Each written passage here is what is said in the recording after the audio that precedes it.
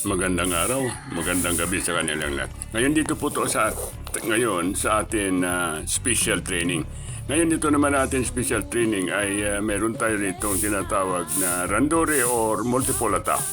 Ngayon, dalawang babae ito ang atin pinapa-perform at sila po ay tulong-tulong silang dalawa, kalaban nila ay ang tatlong mga lalaki. So, kailangan mabilis ka dito para tulungan mo ang kasama mo. Kaya, yun po ang ating training. So, yung mga interesado na mag-train sa special training natin, ay mag-contact lang kayo sa akin para mapasama kayo sa ating special training. Every Saturday ito, alas 6 hanggang alas 8 ng gabi.